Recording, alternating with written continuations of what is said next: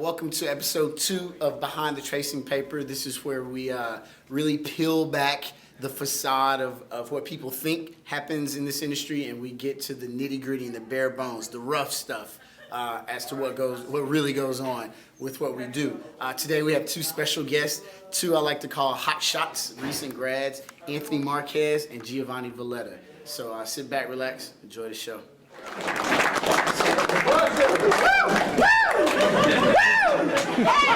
Burn this down! Jump on the couch. Tom Cruise. All right, so I don't know if you guys know, we've been trying to get this combination up here together for like 3 months, man. But you know, we don't go to school on Mondays anymore, so we had to set up for a Tuesday now that winter's over. So thanks, guys, for coming. Really appreciate it.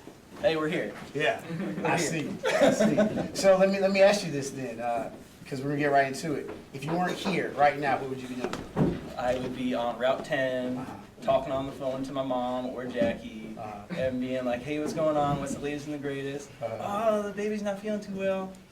All right. And then like starting to plan to get ready to get home and try to figure out how to finagle all the home stuff with drawing. Okay. And getting ready to not sleep at all. All right, that's real. What about you, Jim? I'd be on my way home, or I'd probably be in my studio. Drawing. Yeah. All right. Now, what are you guys working on right now, this very moment?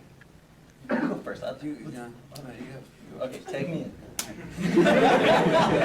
All right. So right now I'm working on Solar, which is like an old Gold Key character. Yep.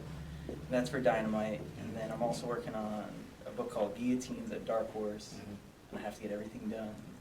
And it's been a lot right now. But it's good. It's good. Right. So.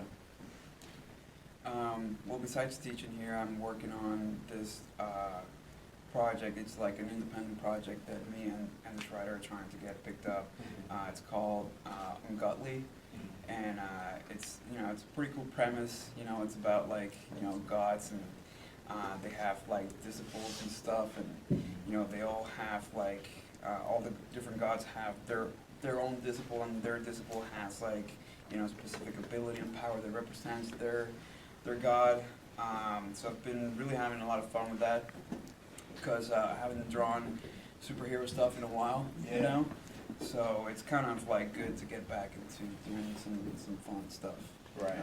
Now, both of you guys are, I would say you're kind of in that recent graduate window from the school, and I know you guys have been around for a while, but like the past year though, like as far as you coming in and being part of the faculty and still doing books, like what has that transition been like? Like it's almost like you went from just being a freelance guy, doing doing your thing, to now you're like on the faculty. You kind of come back and now you're grown up. Yeah. What is that like now? I don't know. For me, it's kind of like I've never left, because ever since I graduated, I started working in telegraphics. Right. And I was working with Joe, and like that was one of the best experiences, I think, because I was just getting stuff from Joe directly, and I got way more than I did when I was in class with him. Right. And then I started doing backgrounds and stuff for other people that do big things for Marvel and DC. Oh yeah. And then I they asked me one time if I wanted to sub or if I wanted to do like a Saturday class, and then that's kind of like that thing started, and then all of a sudden I was doing the summer camp classes, and then one time, I'm pretty sure all you guys know about this thing that happened here at the school. We had a fake teacher, and so the students got up on that, and they asked me to sub for until they found someone new. And I mean, there's a rule where you can't be a teacher unless you've been out of the school for like 3 years. So I subbed for that week, and the students liked it so much that they really. Yeah, that was my class. We liked it so much. Yeah. So apparently they learned so much in one class that Yeah. So that just kind of just fell in my lap. I was never planning on it, but it's fun. I for one, I don't consider myself a teacher, but if I can do anything to help anybody, be a better artist or try to understand certain things, then I'm all about it. Right. You know? That's cool, man. Yeah. All right, what about you? I mean, you were in security, and you worked Yeah, I've stuck done it around all. for events. I love this place. I really do. Yeah. Like, honest, I don't know if there's anybody else that goes to school here or has been here that really like loves this place as much as I do. I know somebody's like thinking in their heads right now, I love more than you. You don't. But no, it's like this place is great. Like I remember when I first came here, it's just, it's very inviting. Everybody that works here is awesome. The people are great, teachers are great, staff's great. It's so much fun. It's just fully embraced everything that like I always wanted out of like in like a cool environment to go to and be able to do what you want to do. Yeah. And so I remember being like in first year and being like, man, I would love to like work here and do that. And Nice. I was lucky. I started working in telegraphics that summer of my first year, and then I think at the end of the first year I started doing the security position in the hallway, which was like the greatest thing in the world because you get extra access to all the teachers, and then also I got to like constantly bother Joe and Adam and Andy like every single day. Like I feel bad for the amount of like, hey, could you take a look at my artwork? Could you take a look at my artwork? Like that's horrible. Like I would hate me, but they were nice enough not to hate me, so that was great. And give me some extra attention. And then I graduated and I started doing some other work, and I started working for like United Design out in the city, and then that ended, and then they were nice enough to like let me take over for doing like the convention coordinating and whatnot. So that was great because then I got to travel around with Joe. And then I was trying to do like some more freelancing type stuff, and then I wound up getting the gig as the assistant editor up at DC. So I left to go work at DC, and it was very nice. And then one day, the same day that I found out that like my daughter was going to be like born like a month later or whatever, they were like, oh, we're moving the company out to California. Wow. So I was like, wow, that's two like life-changing events in the same day. One more and I'm jumping out this window. So that was like a big thing. So like you really like process like do I want to go out to Burbank? Do I want to stay here? Yeah. Do I want to go back to being a freelancer? And that was really scary, but I decided no, I'm going to go back. I want to try freelance again. Right. I want to stay because of family reasons, and the school was very nice. I kind of reached out to them, and they were very, very nice and allowed me to kind of come back and to teach. And it was kind of like a little dream come true part for me, because like that's what I always wanted to kind of do too when I first got here. So that was really nice, and freelancing's worked out pretty well so far. Nice. Well, I know you and I had spoken while you were working at DC. That was kind of a dream job as well. Yeah. So you kind of had it pretty No, good. I have to say, like, Decent knock on highlights. wood, things like stay that way. Like, Right. I've been very, very lucky, and things have worked out pretty well. Like, even when I got the job at like DC, it's like I don't think it's any secret to anybody. Like, I'm obsessed with Superman. Just a little bit. Kind of like a little bit crazy. A little bit. So I was very lucky. Like when I got the job, like I got to work on like all the Superman books. Yeah. So like, that was awesome. I was like, oh man, I have my hands like messing around with Superman. So that was great. Right. But yeah, I mean, I'm an incredibly lucky person. I always, thank my lucky stars every single day. Yeah, man. Gio, so I want to talk to you a little bit. You said like you don't consider yourself a teacher, but at the same time you do have this thing that kind of drives you, like you want to give back. And I guess I want to ask, like, where did that come from, like, in a sense? Because I know, like, with the school, and I try to tell people this all the time, like, it is a community, it's a tight community, meaning, like, I tell people, like, there's thousands of people in the comic book. There's not hundreds of thousands. There's definitely not millions. There's thousands. And that's not really a lot when you think about it. And I feel like you can kind of divide it down the middle. There are people that are willing to help, and then there are people that are kind of doing their own thing, and they don't, they may be threatened or whatever by what, your potential. But what has your experience been like as far as people like that have invested time and effort in developing you? What's that? Well, when I was in first year, I was staying at the mansion, and at that time there was this third year who was awesome, and he's working for Aspen Comics now. His name is Alex Conant. Nice. And he was like the nicest guy, and every time I was having problems with figures or trying to lay out my pages and stuff, he was like more than willing to give me a hand, which was really awesome. And then, I also had other people in my class who were at the time more talented than I was, and they always, were there for me. So, I think it's good to be in an environment where, you can be close to other artists and you can get, second opinions, you can get help with stuff that you're struggling with, because sometimes just that little bit of help, or just seeing how somebody else draws it before you, it'll make things click a little bit better, and you'll be like, oh, and so that's kind of like where that comes from for me, so I'll always, be more than happy to do the same thing for somebody else. Yeah, I know I've experienced it just in your class, and just even like just hanging out. Like you're quick to be like, here, let me show you, and then you'll do it, and that's good though, because I think it's like something that gets passed on, and the people that kind of are on the receiving end, as they mature and develop, they're able to give it back. But it leads me to another, I guess, a broader question for both of you guys. I'm of the opinion that competition is, there is a such thing as competition, but then again, maybe not. Because, nobody's going to beat you at being you, either one of you, So, as long as you're being the best you, in one light, no one can compete with that. But, there's only the one penciling job for, and this as an editor, we have room for one penciler on board for this particular book. So, what do you guys think about that, as far as, where the students are now, getting ready to go into that field? What did I tell you guys today? You're a winner. You're not winner. first, You're not first, you're you're last. not first, you're last. You know what? That's a lot of stuff. You know what? It's the truth. I'm gonna look. It's the truth. Because you know what? If you're not trying to win, if you're not giving it your all, there's somebody else that is, and you're done. Just call it a day. You lost. So you better be trying your darndest and work your hardest to achieve your goal. Because if you're not going to get it. It's really that simple. Okay. That's it.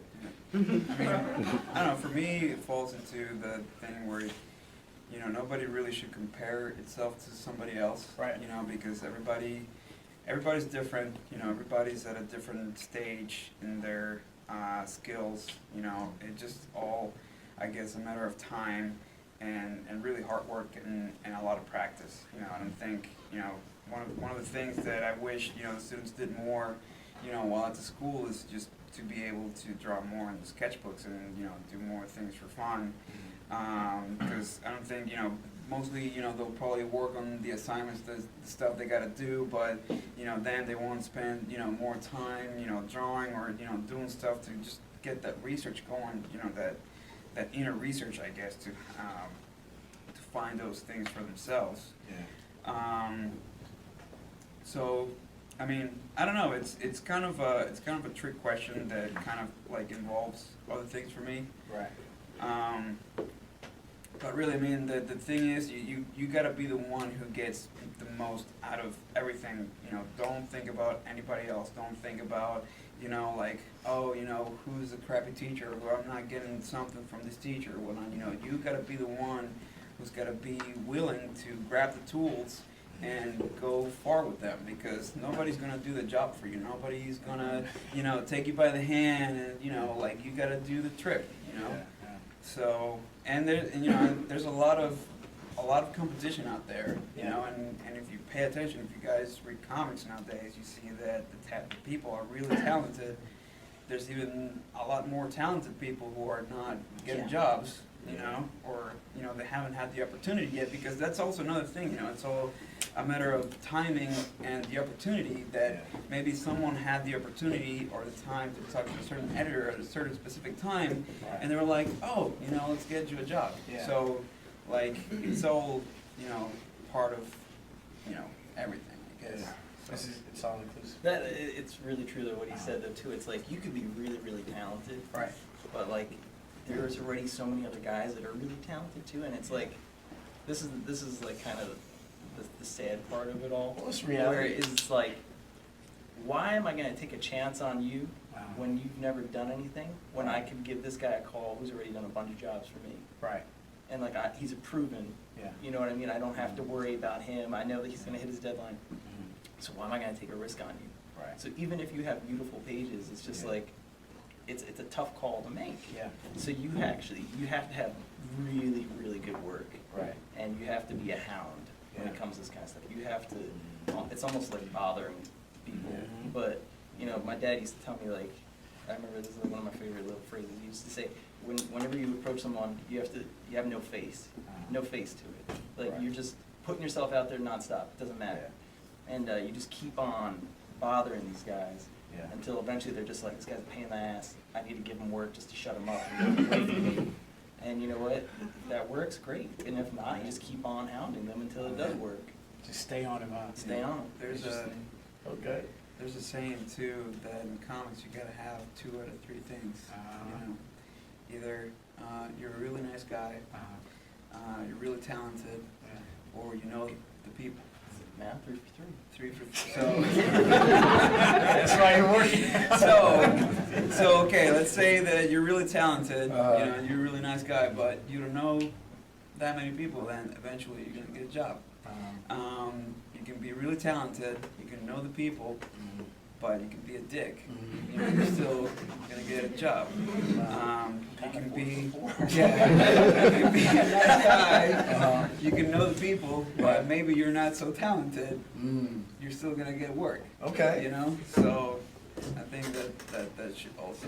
It's almost like water torture. You just keep dripping away until Yeah. you just, you know. Exactly. Yeah. That's interesting. Do you guys know who LaShawn Thomas is? Yeah.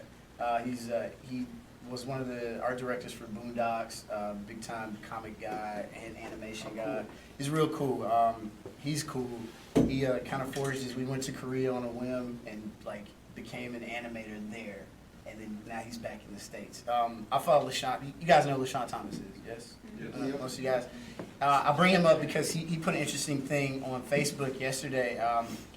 It was a repost of an article on gangs of New York, or not gangs of New York, people of New York, or is somebody goes over people of New York. Where there's a photographer who goes around just taking random shots of interesting people, and he just asks them, "Hey, what's your story?" And like it's become like this really big thing. But this guy found an artist who's from Mexico, living in New York City, and she said, "I'm a visual artist by trade." But I hate where it's going. There's a lot of politics involved, and it seems like now in this day and age, it's less about the art and more about you being extroverted, and it lends the professional artistic realm lends itself to people that are extroverts, and I don't like that. And that was her opinion. LaShawn Thomas reposted it and said, "What do you think?" Now, he's got people like Joe Mad, Luis LaRosa, like these guys are chiming in, all kinds of like animators, comic guys and gals, and everybody had a different opinion. Some people were like, well, you know, I'm just an artist and my art should speak for itself. And other people were saying, hey, look, in this day and age, part of your hustle as a professional freelancer is putting yourself out there, so it's part of the job. I'd like to get you guys' opinion on what you think about that. It's a business. You know, you're your own brand. Right. If you're not putting yourself out there Yeah. and making the phone calls or sending the emails and reaching out and trying to touch base with these people, Right. I think you're going to make it a heck of a lot harder for yourself. Right. You know, with the internet, you know, you have a great way of interacting with people now too. Yeah. Where, you know, you didn't have that even just a few years ago. Yeah. You know, it's like with Twitter, I mean, you have like direct access, Facebook direct access. There's tons of stuff like that. Like, you know, when I was a little kid, this is kind of a little bit of a side story, but it'll make sense, I promise. When I was little, I used to come up with comic book characters all the time. I was like in 5th grade, and my dad would be like, "Oh, why don't you just call Marvel and DC Comics and talk to somebody?" So I used to be like, "All right, yeah, it totally made sense." But like, you know, it's the same thing now. It's like you just have to be like, "Oh yeah, this totally makes sense," and you know, you just pick up the phone, you dial the number, and this is exactly how it went down when I was a kid. And I was like, "Hey, I would like to talk to somebody about comics. And they put me on the phone with like Chris Duffy, who was an editor at like DC, and I would like constantly bug him all the time, just like talking about books and how to make comics. And you know, they were really very, very nice, but I would call almost like every day. And then I would call Marvel all the time, and I would talk with Jim Kruger on the phone. And I remember calling up like Mike Carlin one time. Are you serious? And like, now imagine like you're like really working hard, like you got all these deadlines, and some like little like 12-year-old kid calls you up. Hey, I just wanted to talk. And, it wasn't like a 5-minute conversation. We're talking like a half an hour. Like, yeah, little chubby Anthony was calling. I wanted to chat. So you better be ready. Yeah. You better have a cup of water close by because your throat's gonna get dry. Because I want to talk to you. Wow. But you know, that's it. All kind of like gears up to where we are now. It's like you got to be willing to take a chance. You got to put yourself out there. You know, you can't just lock yourself away in your room and just draw all day. You got to put yourself out there. It's nice to have friends. Yeah. You know, you like to talk to people. It's a lonely business too. So the more that you can reach out, build up your network, make connections, the better chance you'll have of doing it. Interesting. Gio, what do you think? That's I mean, I think it's, you know, obviously the art is always going to speak for itself, Right. you know, but now in this day and age, I feel like it's so important to have that online presence, you know, no matter what. Like I know there's like a ton of students that don't have anything where they submit their work, you know, for people to look at it and Right. stuff. I mean, I for one, ever since I was in school, I was always uploading stuff, assignments, things like that. I was getting like, you know, to do commissions and stuff from people that were on that site. They contacted me, and you know, that always, you know, brought me work and stuff. I to be honest, like I've never had to look hard for work because it was always just coming to me because I always kept posting stuff. right.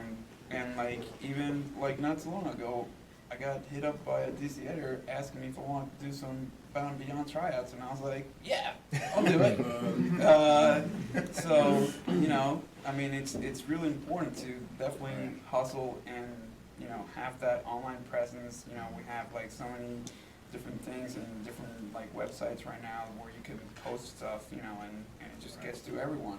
Right. So like, don't hesitate, don't be afraid to put that stuff out there, you know, even if you think that it's not good enough, you know, because you might be being too harsh on yourself too. So, you know, I think, and even just to see, you know, just to let people see your growth as an artist and just to keep track of it, and you'll see like, you know, it's like, it's so good to see that. I appreciate you saying that. One thing that baffles me, because I hear this complaint from students, like, you know, I don't have anything that's good enough yet. It's like this, our business, like your work literally goes on a stand to be judged every month. Yeah. You know what I mean? Like people are going to look at it and they're going to judge it. Like you might as well get used to it now because it's gonna happen. Like that's how you're gonna make a living. Yeah. People are gonna look at it and say yes or no. You know, and you want them to say yeah, obviously, so you can make money. And, yeah, and nobody should get too attached with whatever stuff they're doing, especially right now, you know, like maybe you do one assignment here, and you're gonna be like, oh man, this is the best thing. You know? But like you're gonna go to the next year and like you're gonna do something new, and then you're gonna be like, you're gonna look at this thing that you did that one year and you're like, what the hell was I thinking? You know? Yeah. So like, It's like next I week. mean, you gotta think about that you're always gonna be growing. If you're always growing, you're always gonna get better. Right. You know, there's no going back Right. here. You know, unless you completely stop drawing. I mean, you're just gonna stay where you left it. You know, that's pretty much what something I tell people a lot when they tell me like, oh, you're so talented and you get, you know, it's like, forget about that, okay? If I'm good today, it's because I've been drawing since I've been a kid. You know, it's like, it's the same with everything else. Like, you know, for people that play professional soccer or, you know, they're professional sports guys or, you know, whatever, it's because they've been doing it since they're very little and they spend enough hours to be able to get that practice to the next level, you know? So, you know, for me, like, you know, I always tell people that, like, don't think it. You gotta put in the work, you gotta put in the hours. Yeah. So that's very important, but definitely, you know, don't get too attached, because, you know, you're always gonna keep getting better. And there's nothing I hate more, like, than when, like, I'm talking to students, and they're just like, I'm just not good enough to show my stuff around, or I'm not ready, and blah, blah, blah. I'm just like, I just want to smack them. Because, like, it's really annoying. Like, I want you, like, believe in yourself. Like, what's wrong with you? I hate that. It's like a quitter mentality. Yeah. And I can't stand that. Yeah. There's nothing I hate more than that. Wow. Like, that is, honestly, that is probably my biggest, like, pet peeve. No kidding. Is someone that doesn't believe that they can, like, achieve, like, success. Like, that's horrible. Everybody should believe that you should be able to achieve success. Because if you don't, like, you're done. Like what I was saying before in the beginning, like, that's all it comes down to, is you have to have such a strong belief in yourself that you will succeed, and you're going to see it through to the end. Yeah. Because if you don't have that, you're done. Yeah. Well, I don't think anybody else is gonna have it for you. I mean, No, You it's know up what I to mean? you. Like, It And is you up to gotta have that mentality that, like, you're the one. Yeah. You know, pretty much, like, I'm the one, I'm gonna become one of the greatest one day, but if you have the mentality that, no, I can't do this, like, I'm not gonna, you know, like, if you keep thinking that way, the negativity, that's gonna, like, drag you down. And it's not gonna take you anywhere. I say it in my class this morning. Every day on a piece of paper, I write down, I will win. Nice. I will win. That's Nice. it. I just write it down. I write it on the top of my boards when I'm drawing them. I write, I will win. Because at the end of the day, I'm going to win. I have to write that down myself. That's it. People might think that's crazy, but That's like the law of at the attraction. end, when I cross the finish line, I won. Yeah. Yeah. Well, no, I think too, man. Like, I mean, even like laying out a page, or you know, like doing panels and figuring out like your camera angles and the storytelling. Like, there is associated with what we do.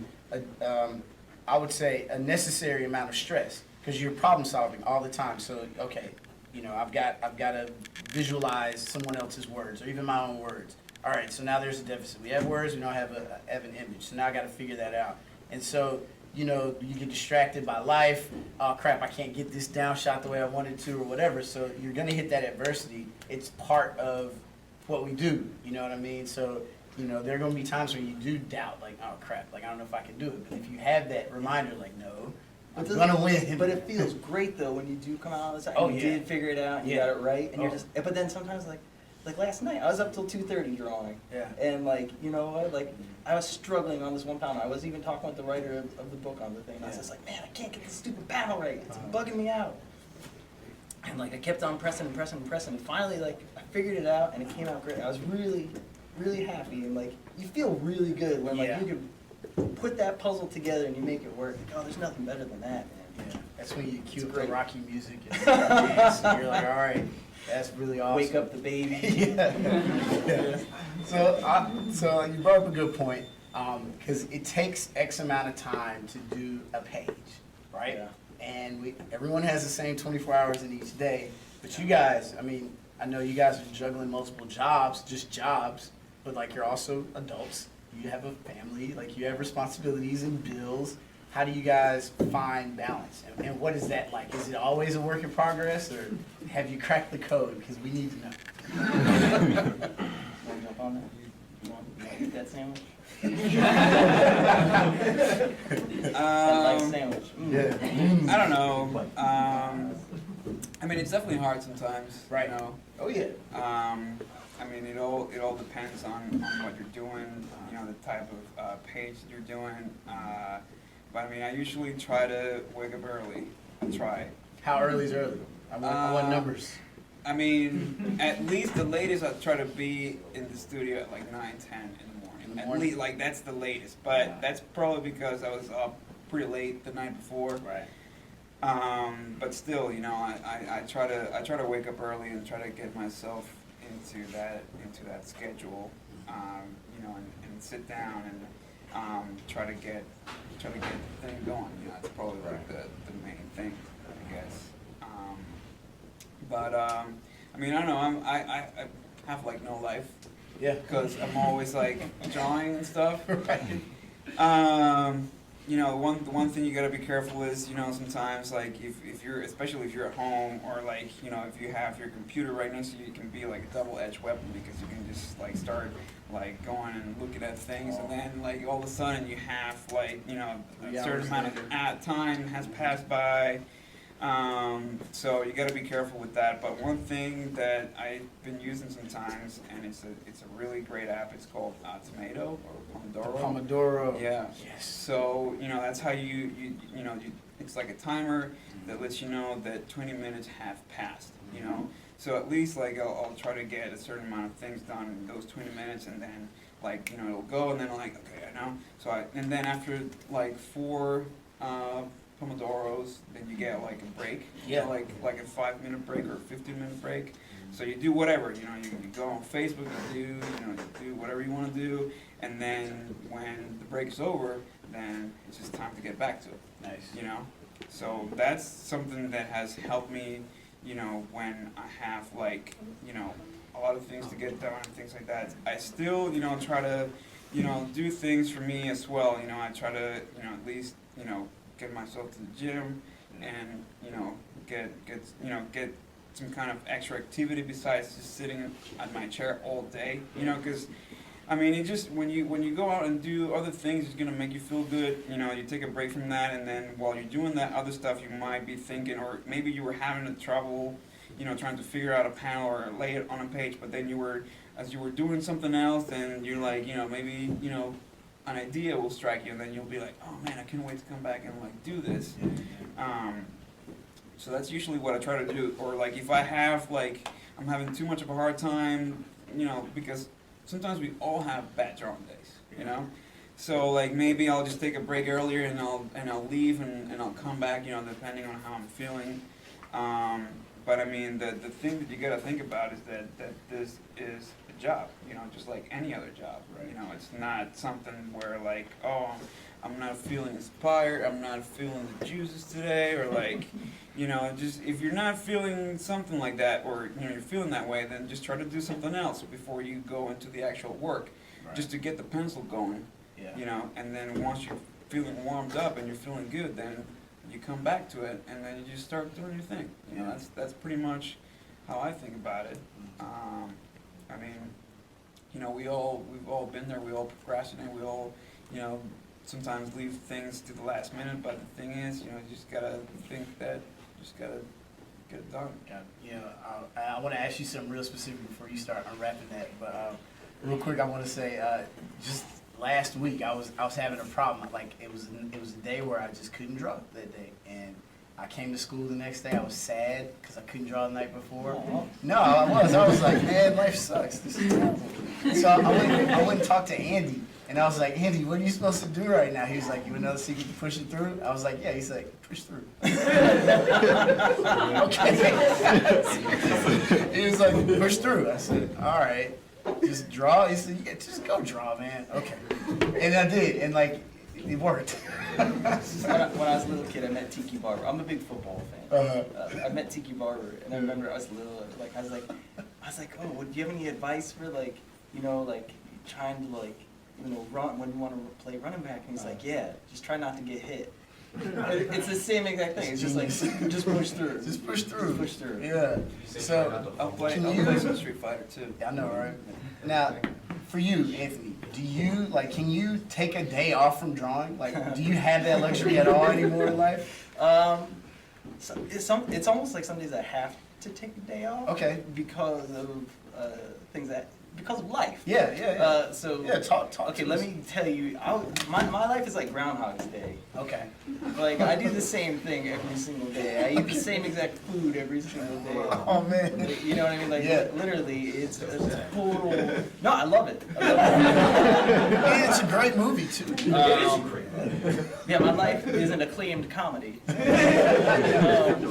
But so it's like, so every single day. I wake up at around like 6:45, 7 o'clock. Avery gets up around 7:20. Avery's a baby. Avery's my baby, So my you guys baby know. girl. Yeah. So she gets up around 7:20. I take her, I go get her up, you know, change her little diaper, Yeah. bring her in. Jackie gets up around then too. We feed her. Then, you know, it's like, play with daddy for a little bit, play with mommy. You know, we try to eat at the same exact time, so everything is like schedule-wise, you know, because Right. you only got so much time. When you're trying to get ready to come, either I'm coming here to teach, or Jackie's leaving to go into the office, or Jackie's my wife, you know, just something's always going on. Right. So then around, let's see, so then around like 9:30, 10 o'clock, Avery goes down for a nap. So then I put her down, or Jackie puts her down, and then I go, okay, make a beeline for downstairs and hope that Avery doesn't wake up. Wow.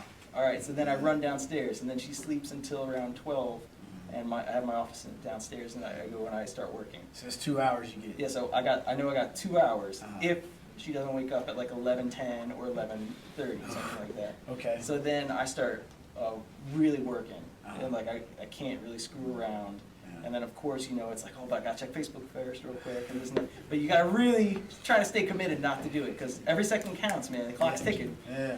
My life also, it's also just like Groundhog Day, but also that song from Inception. I was like, you're like, freaking out the entire time. And then, yeah, so, and I'll turn that on too sometimes when I'm working, just to remind myself, like, go man, go man, go! So then 12 o'clock rolls around, and then it's like, you run back upstairs, and then, and I have a baby monitor too. I don't need anybody being like, oh, how do you know your baby's awake? Oh, whatever. It's a baby monitor, it's safe. It's 2015. So, Yeah. We can trust technology. Then, so then I run back upstairs around 12, you know, go play with Avery again. And this is when Jackie's in the office. If she's home, then she's really helping me out throughout the day, so then I can really work, or her mom, or my mom will come over too to help out. That's cool. And then she goes back down for her afternoon nap around, let's see, like 2:30, and then she'll sleep until 4. So then I got about another hour and a half where I can like disappear again. Yeah. So then you go and work more. Yeah. Then she gets up. Then around 5 o'clock she eats. So then I eat at 5 o'clock, and then she stops.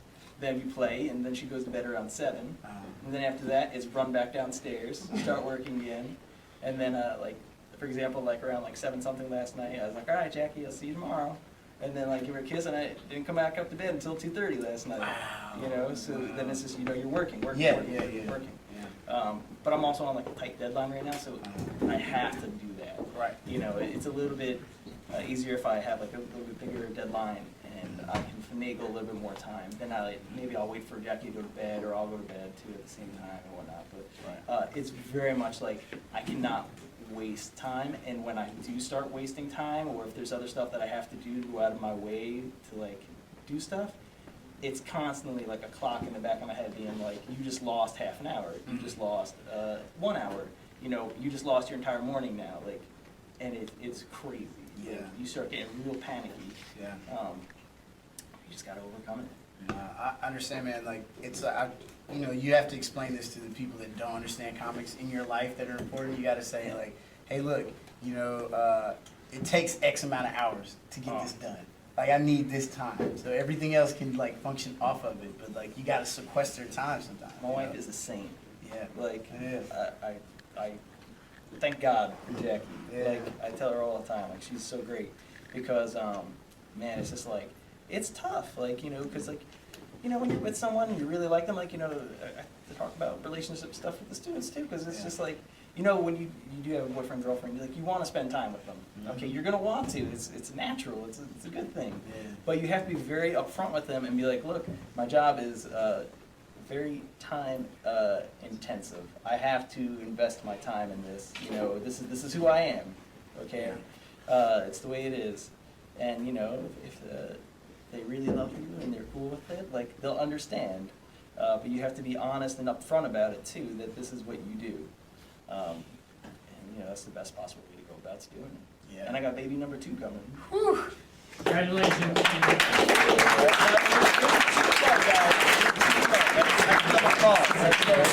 Keep going. I think you're gonna need to hire an assistant.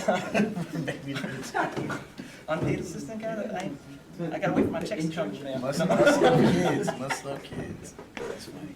All right, so I got a couple more questions for you guys, and I want to open it up to everybody else. But I want to talk about just, you guys mentioned, you know, like kind of your career path. Talk to me about some of the pros, the pros that we may know that you work with and what you learned, like some specific things, or like what was the value of working with certain professionals when you were a rookie? You go, I just talked a lot. Alright, well, I guess first and foremost, Joe, you know, I remember when I started in telegraphics, I really sucked at laying out the stories. How did you get the job? Dude? That I've always been curious about that because a lot of people say when they first started out they were terrible. So like, how'd you get the job when you were terrible? Well, I was good with the technical drawing skills, you know. Right. The test was just like, copy this picture here, you Yeah. know, and everything was already laid out for you and stuff. Right. But when you actually start doing the job and you get the stories and what, you know, they explain what's happening in each panel, and you actually got a trace, you got a place where the word balloons and the title's gonna be and everything. So it was, you know, it was a little complicated. I you know, before that, we never had to do anything like that in class because we always worked without word balloons and stuff. Right. And that's a big part of making comics, you know. So I was terrible at that, and I remember, you know, Joe kind of just like, in the beginning, he was like moving things around and explaining to me why he did things a certain way and whatnot. So like that really caused a great impact on me to the point where like I was getting like really good at doing layouts. And I remember before Joe was gonna go on his like big yearly vacation, they would be like, all right, Gio, we need you to do like all these layouts, get them approved by Joe so that we have stuff to work on before he leaves, you know. So so that was great. And then working with Adam, Yeah. that was pretty awesome. I mean, I think I absorbed the most from him too, because like for me, he's one of the best storytellers out there too. I think like his storytelling, it's beautiful. Yeah. So that was great, you know, just to be able to be with him in his studio, and like I remember at the beginning, I was like, oh my god, like, I'm working with Adam Kubert, you know. And then it just became like such a natural thing, like if you were just hanging out with a friend. Yeah. So that was really cool. And then I also worked with this guy, Simon Fraser. He works for 2000 AD. Yeah. And I helped him with some stuff a little bit. And I had to go all the way down to Brooklyn. And he was really cool because he was in this big warehouse where a lot of people had studios in there. And I met Becky Cloonan and like a bunch of other people, Riley Brown, a bunch of really good artists, you know. So that was just really cool to be able to be in that environment, and I would just go there like once a week or something, and then just like spend the whole day there, and it was awesome. That is awesome. I never knew that. Yeah. I got really excited for that story. That's awesome. And then Lee Weeks. You know, Lee Weeks was really awesome. I didn't get to spend too much time with him, but I did get to go to his house and, you know, look at the stuff that he was working on one time, and just like crap, just to be able to ink over Lee's stuff or like help him out with like a cover. Dude. Like it was like a 3D cover. Yeah. That was pretty awesome. And then like and we still talk a lot on Facebook. Like we always message, or he calls me on the phone. Yeah. He calls me on the phone. He's like, "Hey, what's up, Gio? How's it going?" Yeah. And I'm just like, He's such a nice guy, man. It's like, you know, Yeah. like I can't believe it because he's one of my biggest heroes. I love Lee Weeks' stuff. Yeah. Like it's just another level. it is.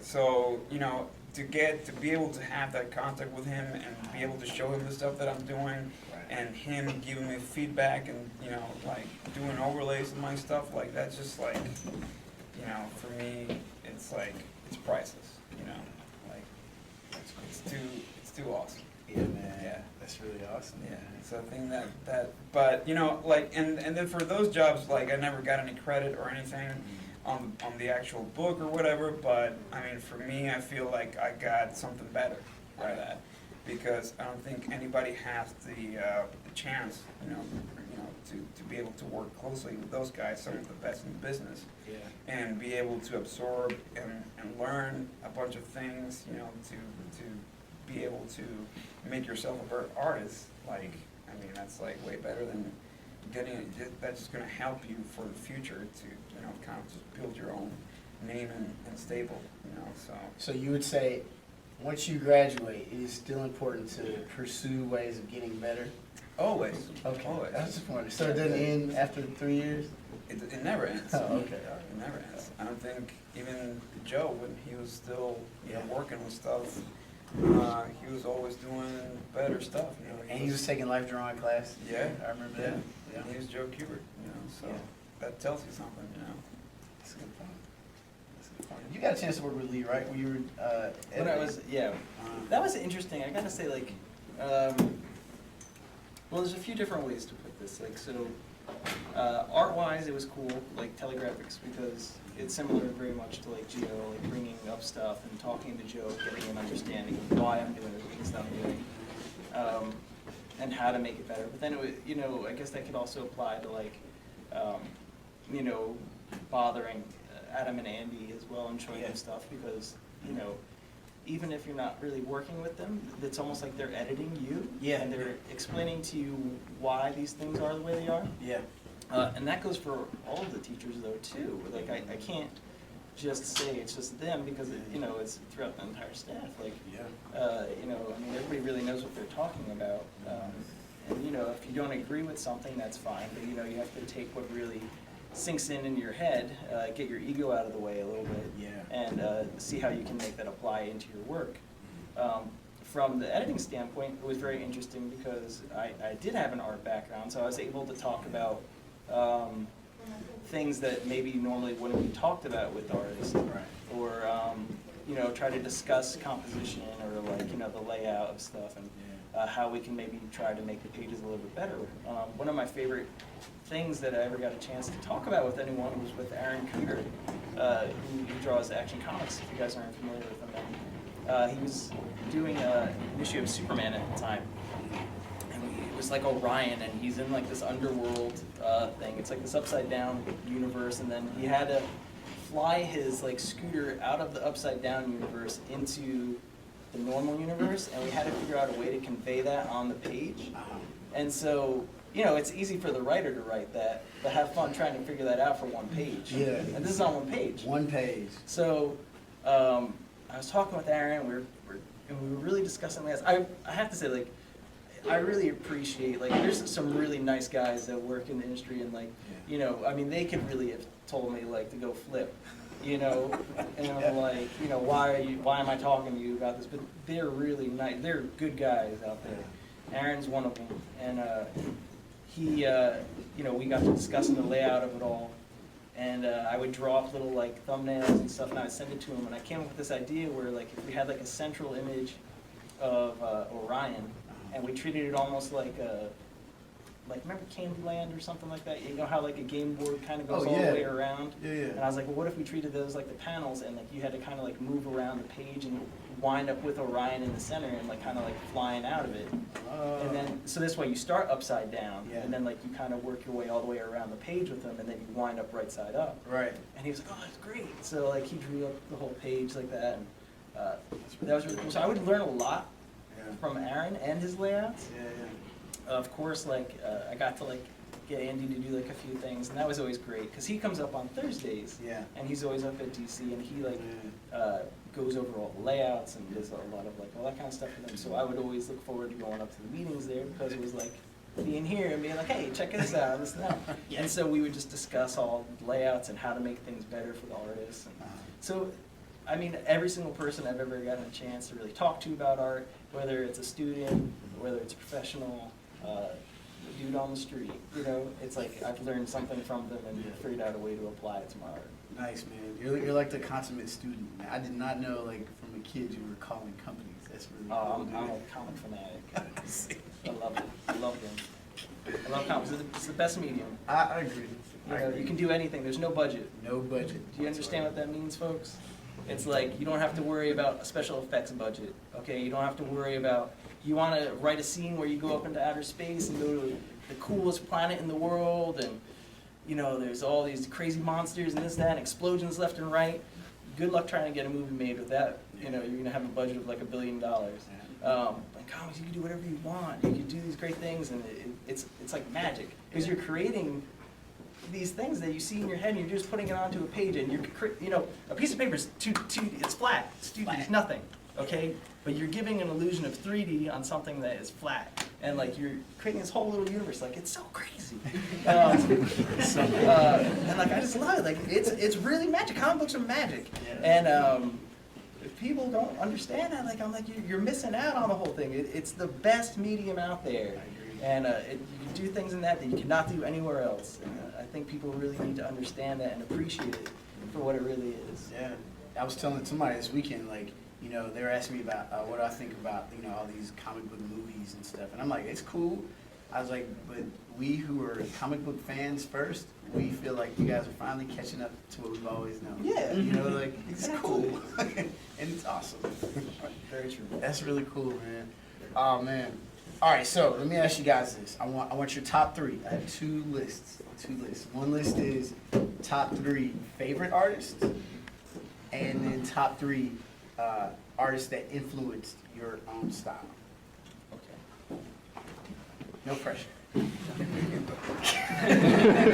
So give me your top 3 favorite artists. So top 3 favorites. Yes. When I was a kid, is it okay to have more than 3? Or you just want 3, like hard? No, I want hard your top 3. 3. You can do some honorable mentions, you know what I mean? But I want your top 3. Your Mount Rushmore. They have 4 of it. You're in 3. Yeah, I know it's hard. It's tough. It took me like 2 days, but you guys only had 5 minutes. When I was a kid, Dan Jurgens. I love Dan Jurgens. Why? Well, like I've said before, I'm a huge Superman Yeah, fan. yeah. So the thing was that growing up, he was like the Superman artist, at least for me. Yeah, You know, I loved his style. He had really great use of black. His images were dynamic. Yeah. They were different. They looked cool. Yeah. He drew Superman the way that I envisioned Superman in my head. Got you. So that was very awesome. I mean, like really, that was my end all be all growing up. Then I love Adam and Andy's stuff. They can't count as one person. I can't tie them. I was gonna give them a tie. Everybody always does that. I do it too. You can do it. You can do it. Okay. No, I love those guys, and like I've learned so much from Andy.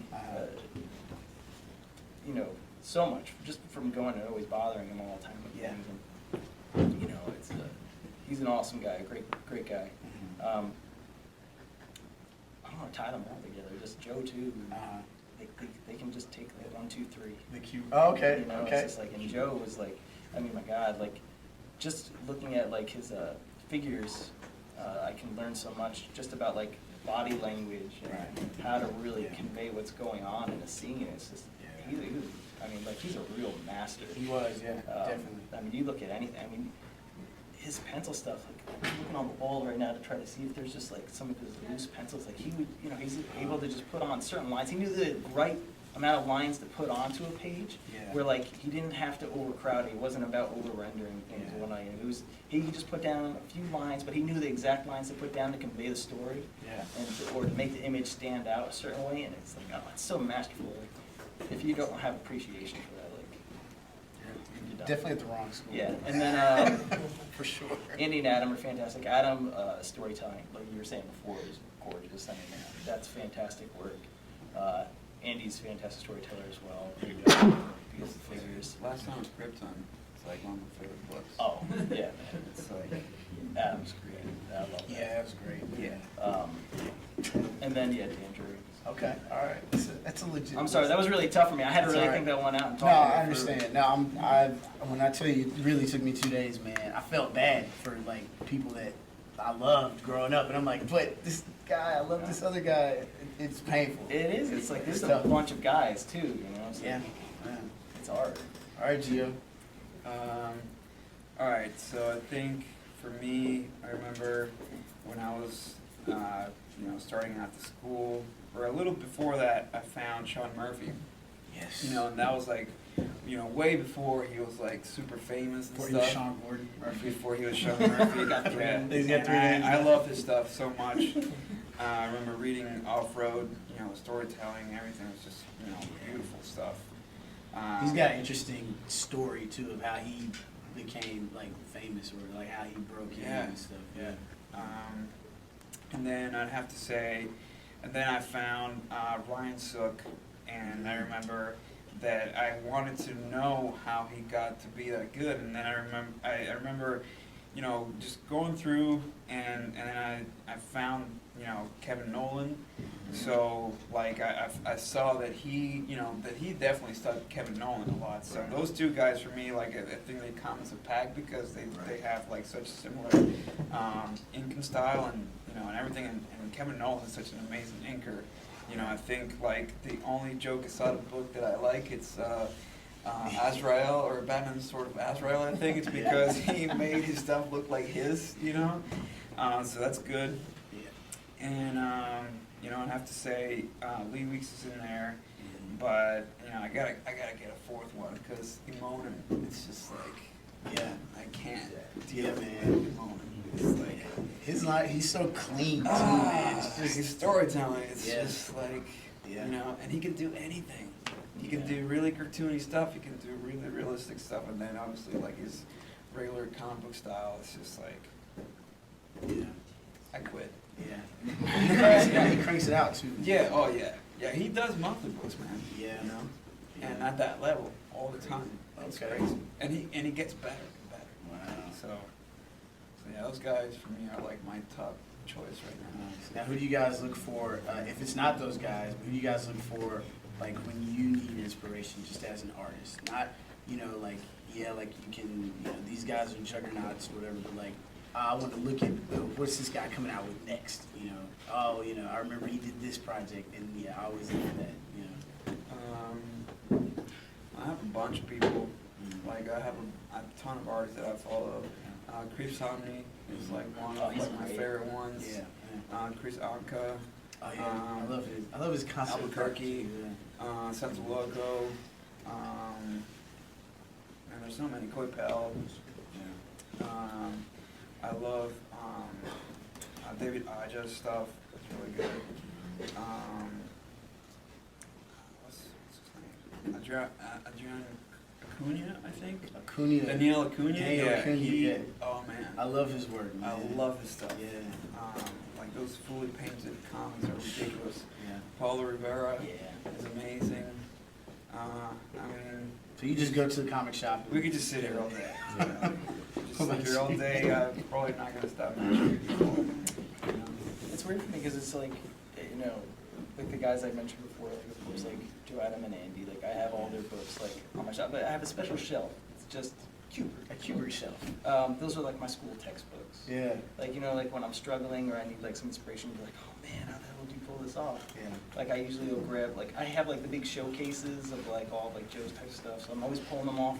How would you like figure this out? I just need to understand. And like I see it and I'm like, okay, I'm trying to understand. I'm sure I'm not really like doing any it's probably nowhere close, but like you learn a lot just from like studying those pages. And then other guys like I like Marcos Martin too a bunch. Like I put him in the Paulo Rivera category. I also forgot JP Leon. Oh yeah, man. Yeah. And then I love Aaron Cooter, like I said before. I love his artwork. Lee Weeks. I like Gary Frank a bunch. God, yeah, man. There's just so many. Like, most of the guys I really like. Yeah. We'll be talking all day. Like you said. Fun conversation about that. Yeah, man. But no, it's good, man. It's good to see like you guys are hungry. You're on the path. Like you're getting things done, but yet like you're still fans. You know what I mean? Chung. Yeah. Oh yeah. Oh yeah, Jimmy Chung. Like I was about to punch myself if I forgot that. Yeah. Like just nonstop. Yeah. How did I forget that? I know, man. Yeah. Both forgot. Yeah, no, I know. There's What? Both forgot Capullo. Okay, cool. well, Capullo, but Dustin Weaver, man. Dustin Weaver kicks the hell out of my backgrounds. That guy is like, it's unbelievable. When I want to feel like a loser a little bit, or like I'm feeling too egotistic, like, Yeah. just like look at some Dustin Weaver stuff and You're right back and down like, to earth. just calm down, boy. Yeah, just sit down a little bit. Frank Whiteley? Yeah. What is wrong with us? Frank Whiteley? Yeah, man. Oh, Yeah. All-Star Superman. I was just looking at it last weekend. some beautiful storytelling. Yeah, for sure. All right, that's good, man. I was gonna say, like, sometimes, man, I mean, you guys, I know you guys have met certain individuals that are pros that are like bitter professionals. It's like, why are you so angry? You don't have to be angry. This is fun, you know. But it's good to see you guys are still like happy about. Give me time. Yeah, you know, and look, you know, not taking anything away from the reality of what this is all about, but still, it's good to do it and still enjoy it. And I think you guys, man, show that in just your personality and your approach, man. So it's really refreshing, for me to see. I'm sure it is for them too, to see the enthusiasm is still there. Even though there's still a haze, a glaze over the eyes, you're still happy to like still be doing it. Absolutely. I hope that, it's like the honeymoon phase. I hope it never goes away. Yeah. But like, I'd say this too. It's like, during the winter, it's really, really cold outside. Yeah. Feel that wind. It feels like it's cutting through your face. Yeah. And then you see those poor guys working outside, man. They're really busting their butt. Yeah. Then you look around, you're like, oh, it sure is nice and warm in here. Coffee, I gotta internet. Get up, go get some coffee. You Drawing. got this, I'm drawing. Picture I'm doing what I want to do. Drawing. Boy, I sure got it tough. rats. Got it tough. Rats on me. Yeah. So as soon as ever I start feeling like, oh, this is such a hard job, It could be I realize there's people that really bust their butts out there, man. And you know what? Drawing isn't easy. It's not an easy job, but It's not, man. you know what? At least every day we get to wake up and do something that we enjoy doing, Yeah, man. and that's the whole point for life. It is, man. So- Not many people get to do what they love to do, man. Exactly. Make them, so, thanks, So that's guys. one thing sometimes, like, I just want to slap people that are here. Because, like, they are so lucky to be here, and they would take advantage of the opportunity that they have, so it's like, what are you doing? Yeah. Why are you wasting your time, or why are you wasting other people's time? If you are here for a reason, so, like, just take the most out of it. Like, nobody has that same opportunity. That's know? right. We're gonna win. You better believe it. You better win. All right, guys. I have more questions, but I know you guys have questions too. So please feel free. Tell me now if you're just opening. Huh? Luis, you got a question? Yeah. Good. Is there anything as teachers that you guys feel you would like to bring to the curriculum that you feel you didn't get when you were students? Good question. A fourth year. Now, how was your fourth? Would it be guaranteed for all third years, or would you have to earn the fourth year? I mean, I think it would be nice to have a fourth year because we talked about it with Gabe. I remember it would be like a portfolio year, Right. where basically you're just working with one teacher, right, all year round, and then you're just working on portfolio pieces and stuff, and you pretty much would be like kind of like working from home, and then you come meet the teacher like once a week or something like that to check on your progress and whatnot. So, like, we all kind of like that idea. Because sometimes, like, when you're at the school, you have all these other classes and stuff that you got to do, which, I mean, you still got to pay attention to those classes, but, obviously we all want to draw comics one day. Yeah. And, it requires time and more effort, I guess, to get better at that. But, that would have been nice, because definitely in my third year, I definitely felt like I wasn't ready. I mean, I don't know, I think, like, everybody, or like, at least in the school, there's like enough where you can at least get to draw, X amount of pages, but maybe, have like a class or something that it's more, geared for like portfolio and stuff that the editors want to see, not just wait until like the last year, like the third year where you can do like special projects and things like that. That should be more of like an important thing, like all throughout the school, I think. That would be a good thing to have. What you mean? I'm really pondering on this You one. are. You guys are inside guys now. You can you have your own curriculums. almost like a social skills class. I don't mean it in a bad way. And hygiene class. Yeah, we should have like toothbrushes and deodorants and stuff. We put it in our kids. That would be really nice. I think you need a shower in the bathroom. A shower. Oh, no. Toiletries. I just want keys and things I'm gonna have to see in there. Yeah. And That's not worth it. But you know what I'm saying? Like at least like a toothbrush and like a Life skills, man. I think both you guys are social hitting on skills. it. Yeah. And but what I mean by that, it's not like going out and being able to talk to people. But well, I guess that is what it really is in the grand scheme of things. But just knowing how to present yourself and to say hello. Yep. And not be ashamed or weird about saying hello to someone. Yeah. There's nothing wrong with walking up and introducing yourself. Yeah. And saying hello. My name is so and so. I'm an artist. This is what I do. I'd like to show you some of my stuff. Would you mind taking a moment to take a peek at it? Yeah. They're It's not really gonna as punch simple you. as that. There, I just gave you the class for free, guys. Take notes. So, Make it available online. yeah, it will be. It will be. I think. I don't know. All right, Zach. Write a book. I know you guys touched up on this earlier in the seminar, but when you say, like, even after you leave the school, you guys say, like, oh, you're constantly getting better. Do you find this is in between issues or runs of things, or like, From like panel to panel. like, It is for example, okay, so after I left DC, and I started drawing again, they wanted me to do a much more cartoony style on the shadow, okay? So that was a little bit more difficult because I had to figure out how to simplify, like how I wanted to go back. And this is after I hadn't drawn for a little bit of time. Like, yeah, I was drawing when I was there, but it was not as much as I had been. And then now, like on Solar, like it's much more detailed and kind of back to how I used to do work. So it's like kind of getting back into that gear mentally. And so, like for example, I did like 2 pages from that right off the bat, and like trying to go back to detail type stuff, and like it's almost like putting the gears back in order and like kind of greasing them back up, and it's like click, click, click, click, click, click, click, and then it's like kind of grinds, and then smoke comes out, and then like you hear some weird noises, and a spring shoots out, and you're like, I can't see, and then it starts like moving again, and you're just like, start working, damn it, and you start kicking it, and then it finally started making sense again, and then like I started noticing certain things in the way I was doing like face in this panel, and then I'd want to kind of carry that over into this one, and then I started noticing, it just kind of started to click again and make sense, but yeah, you'll notice stuff like all the time, like, oh yeah, I really like that I did this, or wow, that hand came out great, finally this hand makes sense to me, and then you'll draw it on the next panel, and I'm like, nope, I was wrong. But you're always going to notice those little things.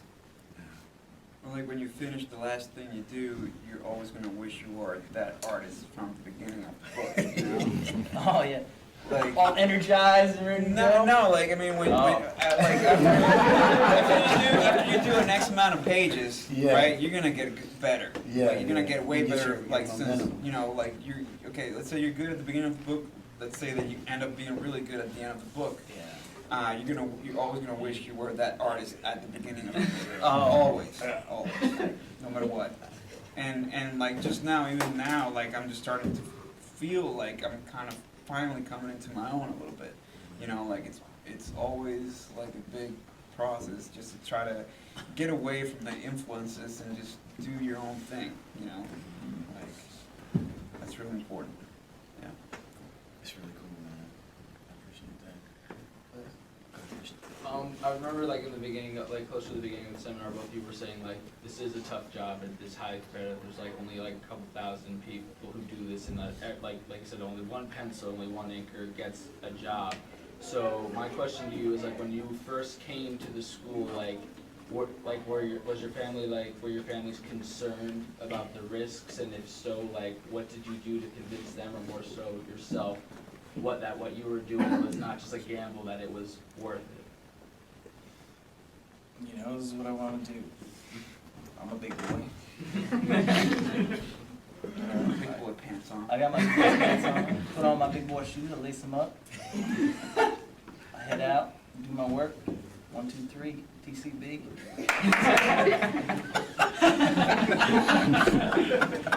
I don't know, you know, it's like all my life, ever since I was a little kid, I've been drawing. You know, you don't. It's not like you just wake up tomorrow and you're like, I'm gonna go draw comics. No, all my life since I was a little kid, it's been I'm gonna go draw comics. You know, for a while there, like when I was in high school, one day I was like, oh man, I just don't know if I want to draw though. I don't know if this is a good idea. Like, you know, I just enjoy drawing, and I don't want somebody telling me that I gotta draw.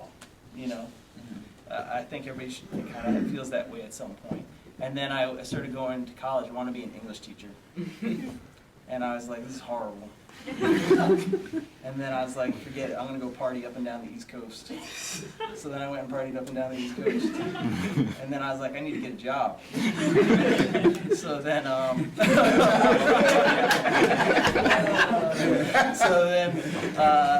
I was like, all right, I guess I'll go and do construction work. So I started doing construction work. And then I was like, wow, this really sucks. And then, living is great living. I mean, I could have been fine and made, you know, decent money, and it would have been great. But it's not what I wanted to do. And I was like, you know what, man? I'd much rather be drawing and doing what I want to do.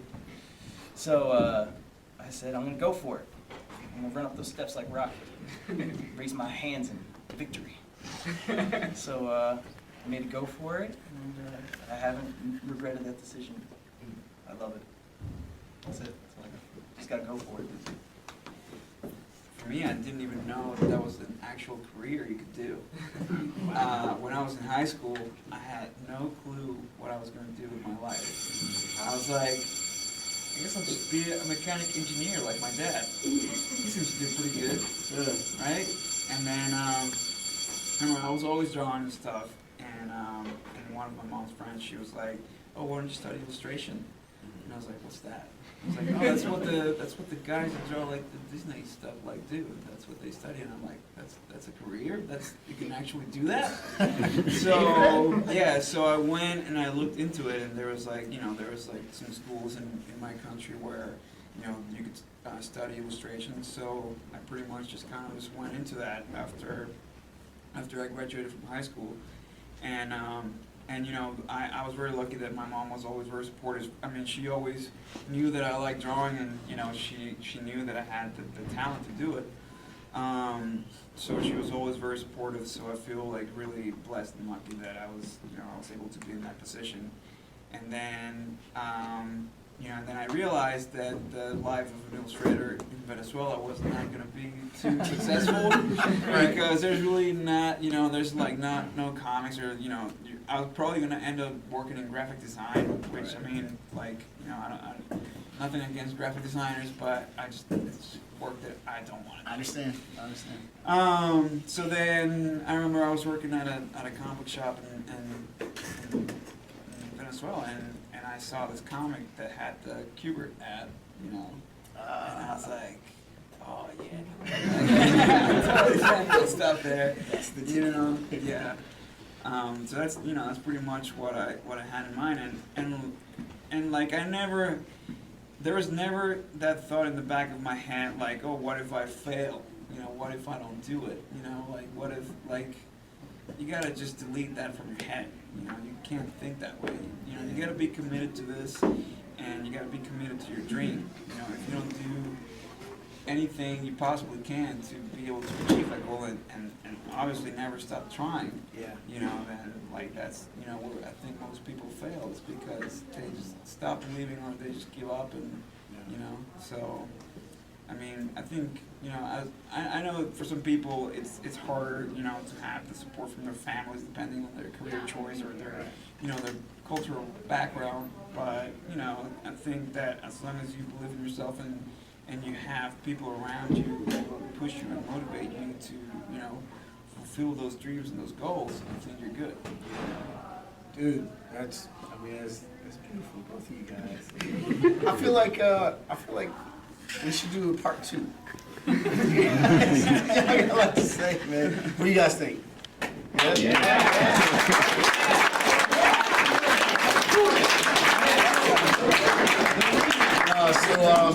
Yeah, I mean, next week. You guys should stick around next week. But no, thanks guys for taking the time. I know it's a long time coming, but clearly, man, it's really cool. Oh, it was fun. Thank you very much for having me here.